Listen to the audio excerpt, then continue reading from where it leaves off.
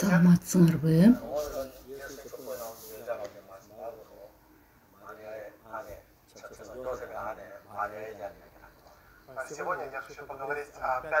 Мен бүгүн 5-чи аял жөнүндө айткым келет. Иса Машаяктын санжырасындагы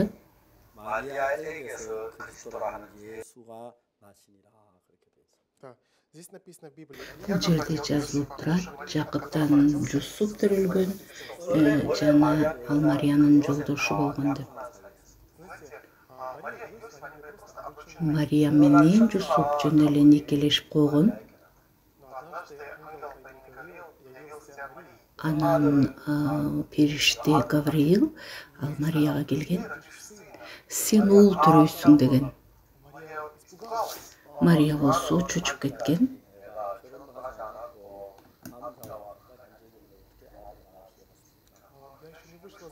Мен турмушка чыкпаган кызмын, бул кандайча болот деген.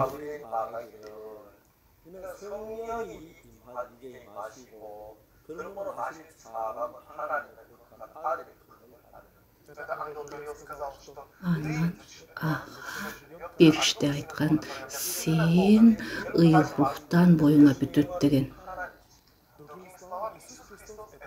Башкача айтканда, Иса Машаяк бул Кудай. Кудай теңир асма менен жерди сөзү менен жараткан. Анан сөз ушундай бардык өсүмдүктөрдү берген. Кудайдын сөзү болгон жерде бардык өзгөрүлөт. Кудай теңир бизге абдан адамдарга жакын болгусу келген. Ошон үчүн Кудай ал деген адамдын денесиндей дене менен келиш керек болчу. Анан ал Мария аркылуу Кудайдын уулу төрөлүш керек эле. Эгерде Жусуп менен жакындап туруп төрөсө, анда ал адамдын баласы болуп эсептелет. Ал эркекти менен болбосо дагы, ал боюна бүткөн ыйык рухтан. Жөнүндө айтканда, сөзсүз түрдө кыз турмушка чыгыш керек бала төрөш үчүн. Бирок ал Мария болсо турмушка чыкпаган болсо дагы, ал уул төрөгөн ыйык рухтан. Ал бала айырмаланган эркек менен аялдын төрөлгөндө. Мария болсо ыйык рухтан боюна бүткөн. Ал эркек менен болбосо дагы ал боюна бүткөн. Бул ыйык бала болгон Кудайдан. Бул жерде кандай далилдөө бар?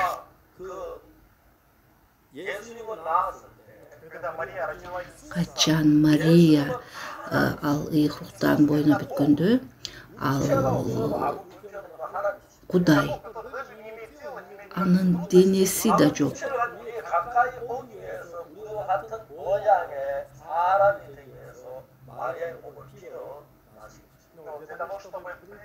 Ал бизге жакын болуш үчүн ал Кудай Мариянын денесин пайдаланган.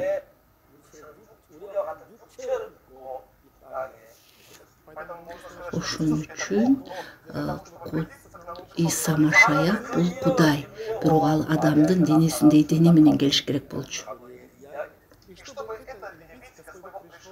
Ушуну көрсөтүш үчүн ал периште Гавриил аркылуу Марияга келген. Марияда баласы да болгон эмес. Ал кандайча болорун ыйык рухтан ал билген эмес. Бирок ал периштенин үнүн угуп, Гавриилдин. Ал Кудайдын эркин кабыл алганга туура көргөн. Мына мен аялмын, мен сенин алдыңда турам деп. Мен сенин эркиң боюнча аткаргым келет. Мына бул дене, бул кул сенин алдыңда. сен кандай пайдалангың келсе пайдалан. Эгерде мен аркылуу бала төрөлүш керек болсо, анда пайдалан. Мен билбейм кандай болот бул. Эгерде Теңир сен кааласаң, анда так ошондой болсун. Мен ушунун бардыгын сага тапшырамын. Мария толугу менен түшүнбөйт Кудайдын эркин.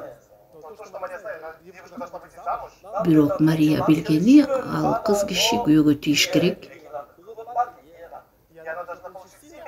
Анан эркектин уругун алыш керек.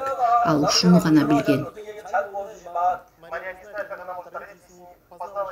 Ал эгерде эркек менен болбосо кандайча төрөлүүнү ал билген эмес.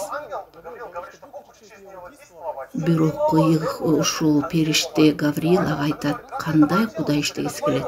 Эгерде бул дене бул сеники дейт.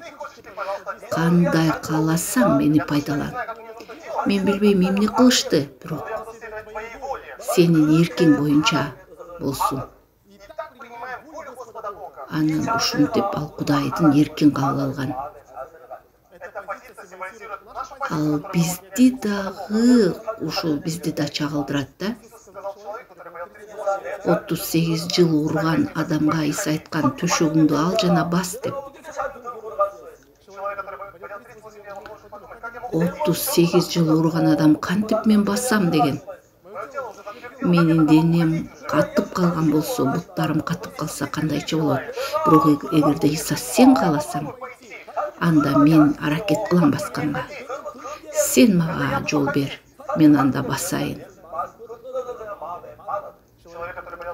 38 жыл урган адам жөн эле Исанын эркин кабыл алган. Биз дагы жогорудан кандайча төрөлөбүз. Кандай жол менен менин күнөөлөрүм Иса Машаяк өткөн, мен толугу менен билбейм. Бирок Ишая 53 бөлүмдү карасак, айтып атат, бардыгыбыз койлордой болуп адашып жүрдүк. Ар кимибиз өз жолубузга бурулуп кеттик. Ийгиттеп ушинтип айтып атат. Биздин Теңир бардыгыбыздын күнөөлөрүбүздү анын мойнуна жүктөдү деп. Кышкы конференция учурунда анан бир тууган, бир ушундай улгайып калган аялды алып келген. Ал мурда башка жыйынга барып жүрчү экен. Анан мен аны менен баарлашып баштадым. Анан мен сурадым, бир тууганым, сенизде күнөө барбы десе, эмне бул дүйнөдө адам барбы, күнөөсү жок. Мен Ишая 53:6-ны алчып айттым ага. Биз баарыбыз койлордой болуп адашып жүрдүк. Ар кимибиз өз жолубузга бурулуп кеттик. Теңир баарыбыздын күнөөлөрүбүздү анын мойнуна жүктөдү деп. Мен ушул сөздү ачтым. Сизде дагы эле күнөө барбы? Эмне күнөө жок дейсизби? Бар күнөө менде. Эмне үчүн сиз ыйык китепке ишенбейсиз? Кандайча мен ишенбейм, мен ишенем. Анда сиз өзүңүз окуп көрүңүзчү Ишая 53:6-ны. Теңир баарыбыздын күнөөлөрүбүздү анын мойнуна жүктөдү деп.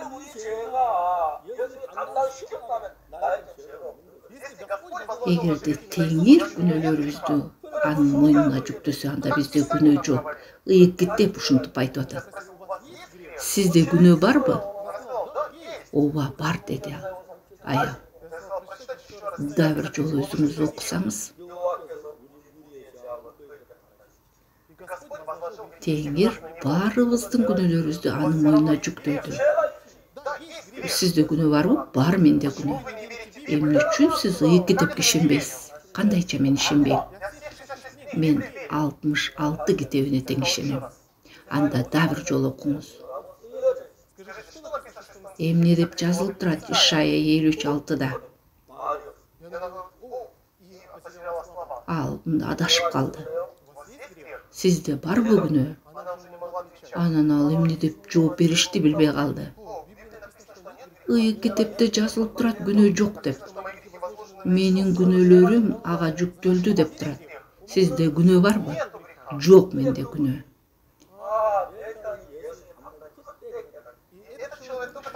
Анан ошондо гана түшүндү анын күнөөлөрү жүктөлгөнүнө. Жакан 1:29 эмне деп жазылган? Жакан кийинки күнү Жакан өзүн көздөй келе жаткан Исаны көрүп, бул Кудайдын курмандык козусу, ал дүйнөнүн күнөөсүн өз мойнуна алат деди. Исаны карап Жакан түшүнгөн. Бул Кудайдын курмандык козусу, ал дүйнөнүн күнөөсүн өз мойнуна алат деген. Иса дүйнөнүн күнөөсүн өз мойнуна алган. Анда эгерде ал өз мойнуна алса, анда бизде күнөө жок. Бирок адамдар билим катарында гана муну билет.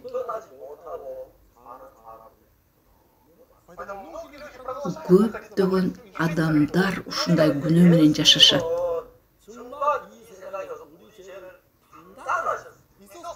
Иса Машаяк күнөөнүн бардыгын өз мойнуна алган. Ал деген бардыгы жүктөлгөн ага деп жазылып турат. А мен кийинки күнөөлөрүмчү жасап аткан.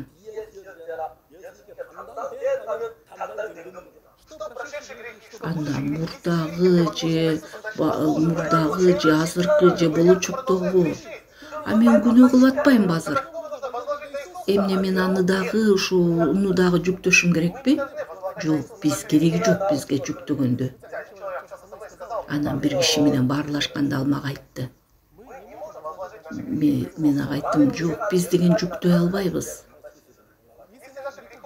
Эгерде бизде бир 5-10 күнөө болсо, анда жүктөсөк болмок. Бизде 10 миңден ашык күнөөлөр. Кантип биз ушул күнөөлөрдү кантип жүктөй алабыз?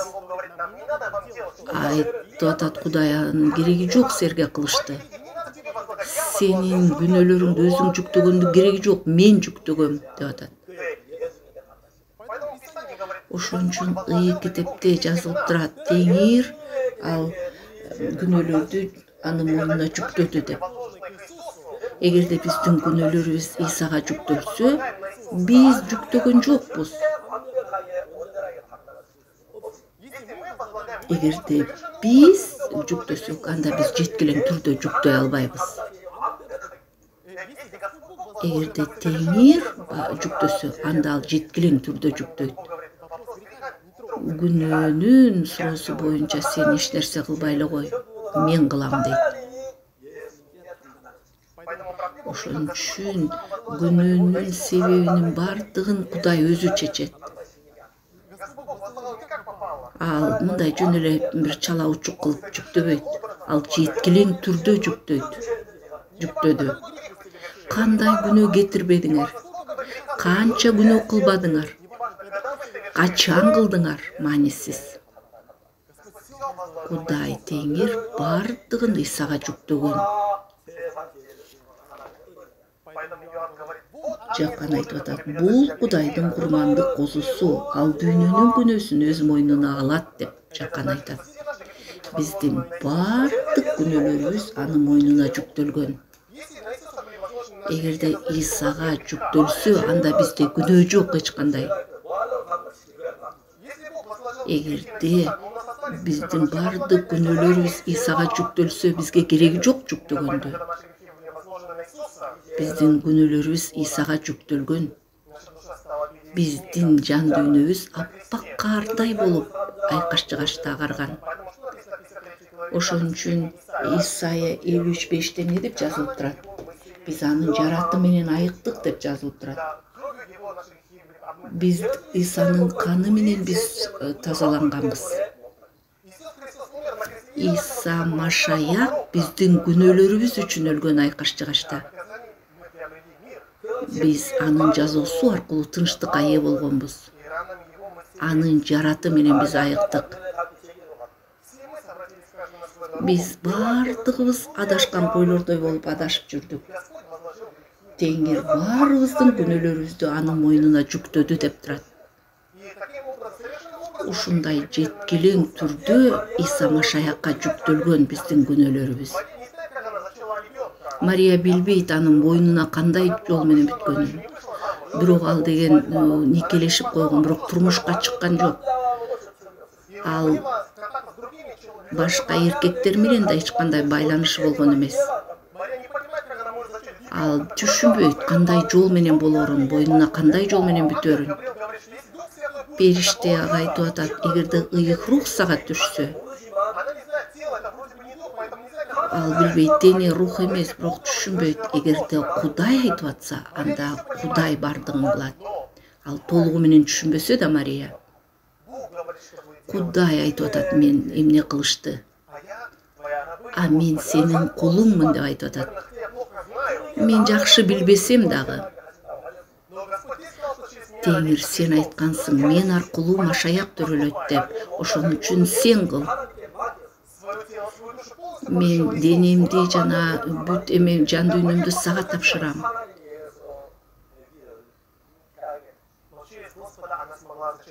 Ал ыйык рухтун жардамы менен ал боюна бүткөн. Мария Иса Машаякты төрөгөн. Мен да бир жолу айтам силерге. Кудай Теңир биз менен жолуккусу келген. Ооба, алыстан, асмандан эмес. Кудай бизге өзү дене менен, адамдын денесиндей дене менен келгиси келген. Ал Мария толугу менен түшүнбөсө да Кудайдын эркин кабыл алган. Анын ичи чоңоюп баштаган. Иса бул Кудай. Ал биздин денебиздей дене менен келген бул жерге. Анда Иса Машаякта дене жок болгон. Бирок ал Кудай болуп адамдын денесиндей дене менен келген. А биз кандайбыз? Ооба, бизде жөн эле дене болгон. Бирок Кудайдын сөзүнө ишенүү аркылуу биз Кудайдын сөзүн жан дүйнөбүзгө кабыл алганбыз. Кудай Теңир, ал Кудай, бирок ал адамдын денесиндей дене менен келген. А биз денебиз, бирок биз Кудайды кабыл алганбыз.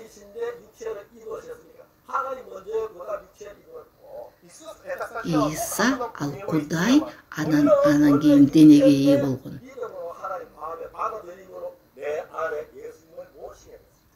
А биз дене болсок дагы Иса Машаякты кабыл алуу аркылуу мындай тартип боюнча анда айырма бар. Мындай тартипте гана кичине айырмасы бар. Биздин ушундай тартип айырмаланып турат. Башкача айтканда, силер бут кийим сатып алдыңар дегиле. Эски бут кийимди чечип, анан жаңыны кийесиңер, чынында ушундай, Биз эски бут кийимди чечип, биз жаңы бут кийим кийебиз.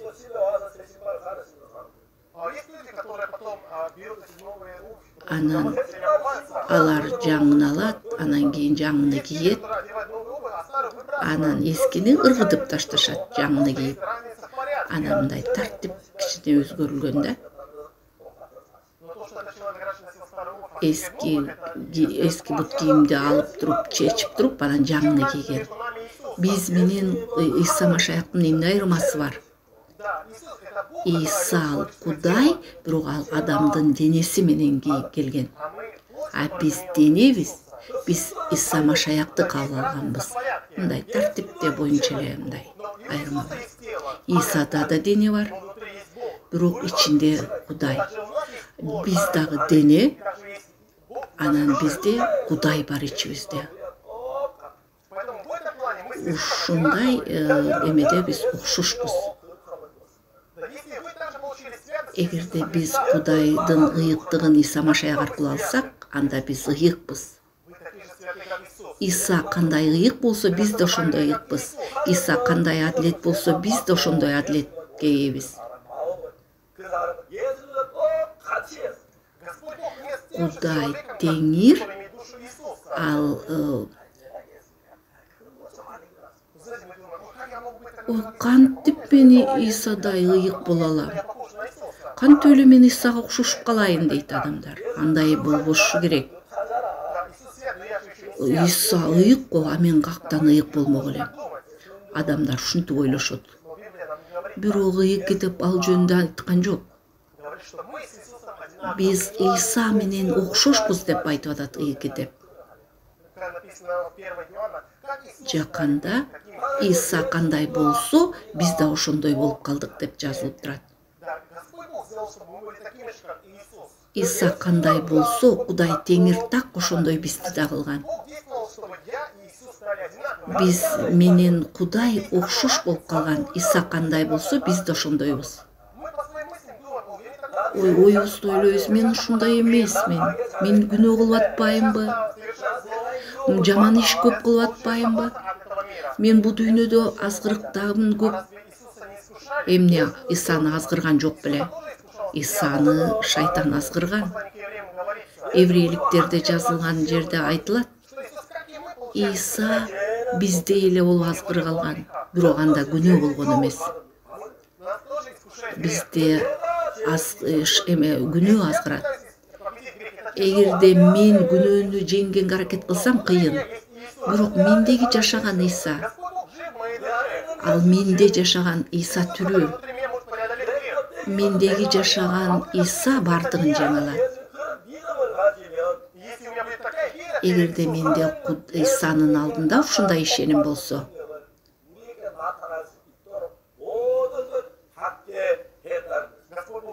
Кудай Теңир Иса эмнени кылса, кандай кереметтерди, биз да ошондойду кыла алабыз. Иса Кудай, бирок ал адамдын денесиндей дене менен келген. Исанын ичинде ыйык рух болгон. А биз дене Иса Машаяктын жан дүйнөсү кирген. Мына ушу жерде гана тартипте кичине өзгөрүү бар. Бизде Иса Машаяктыкындай дене дагы бар бизде. Иса дагы Кудай, ал бизде дагы бар. Ошон үчүн өзүбүздүн ойлорубузду таштап, эгерде биз Исадай болуп калганга ишеним бар болсо, Исадай ыйык деп айтып атат. Иса жасаган кереметтерди биз андан да көп кыла алабыз деп жазылып турат. Биз ишеним менен Иса кылган иштерди да кыла алабыз. Иса Машаяк тирилип, ал бир аз убакыт гана жерде болуп, анан асманга көтөрүлгөн. Билесиңерби эмне үчүн Иса көтөрүлгөн? Анткени ал көтөрүлгөндө ал бизге ыйык рухту жиберген. Исадай болуп, биз кереметтерди бул жерде, Иса кылган иштерди кылыш үчүн бул жерде. Биз күнөөлөрдөн куткарылуу алгандан кийин, биз бир тууган болуп калдык күнөөлөрдөн кечирүү алгандан кийин. Биз Исадайбыз деген нерсе келсе, мен согушпайм күнөө менен. Мен азгырык менен мен согушпайм. Мен ичимдеги жашаган Кудай жеңет. Эгерде биз ушул нерсеге ишенсек, биз жамандыкты жеңе алабыз, азгырыкты жеңе алабыз. Анан Кудай биз дагы эч кемтиксиз болушубузду каалаган. Бирок көптөгөн адамдар өзлөрү күрөшөт күнөө менен. Өзлөрү аракет кылат күнөө кылбаганга. Өзлөрү ыйык жашоо менен жашаганга аракет кылат. Бирок өтө кыйын мындай жашаган. Биз андай жол менен күнөөнү жеңе албайбыз. Менде Теңир жашагандыктан, ал тирүү болгондуктан, мендеги жашаган Кудай ал күнөөнү жеңе алат. Мендеги жашаган Кудай ал жеңет. Ушундай Кудай аркылуу, Теңир аркылуу